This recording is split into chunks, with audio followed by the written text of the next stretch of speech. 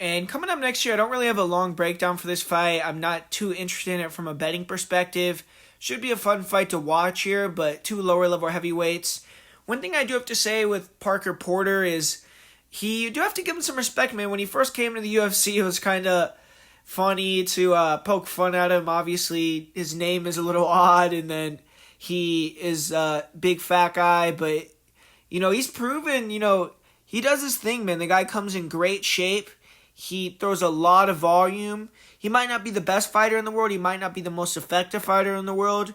But if you go in there and you get tired against Parker Porter, he's going to put it on you. And if you go in there, you don't respect him, he's going to show off his skill set and he's going to beat you. So he's definitely a formidable fighter. He's very experienced, 20 pro fights. And Justin Tafa, he is definitely the scarier looking guy. He's the New Zealander, Samoan. He has really good brother that's a kickboxer that was supposed to be on this card that I believe sustained an injury and came off the card. But he's coming off a nice victory as well. Justin Tafa, first round knockout win over Harry Hunsucker. And this is a big time fight for Tafa, who's the younger guy, 29 years old, trying to progress and kind of has been up and down so far. He's 5-3 in his career. He's moved really quickly. Obviously, usually when you're 5-3, you're not in the UFC, and he's already had quite a few UFC fights. And if he could beat Parker Porter, then it'll show that he potentially is ready for that next level of opposition. If he loses, could potentially be cut because it's just hard to stay in the UFC at that lower level. With heavyweights, I wouldn't be surprised if they kept him around because he is fun to watch and he's someone that bangs. But it's just he would be in a danger zone there because he's a lower level and you can't afford to lose when you're at this level in the UFC. And he hasn't really beaten anyone great. The guys that he's beaten have gotten cut, and he has losses to fighters like Jared Vandera. So I think this is a very important fight for Justin Tafa. Parker Porter, he got sacrificed, I guess, a little bit in his last fight against Almeida. But he's gotten some good wins, man. He beat Alan Badeau.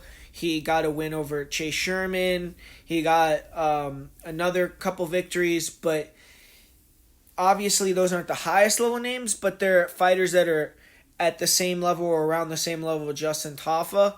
And I feel like Tafa is probably the more technical striker.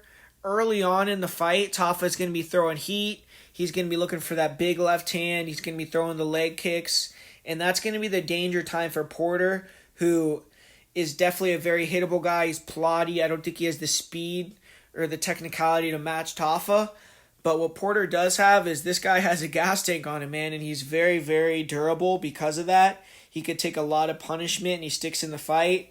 And I think he can mix it up better. I think he could clinch. I think he could eventually get takedowns. He's going to be the heavier fighter. He's going to be a little bit thicker, a little bit bigger, a longer reach. And I think his volume on the feet is also going to potentially play a factor. The guy throws a lot of volume. The guy is, in my opinion, the fighter with significantly better cardio in this one. And even though Tafa's in there and he's down to bang in fights and he's going to have a big chance to get the knockout, I think if Porter can mix it up early, get a couple of takedowns, push Tafa against the cage, he could start to get him tired. We've seen Tafa get really tired in fights, and he's just not that experienced, man. 5-3, only 8 fights.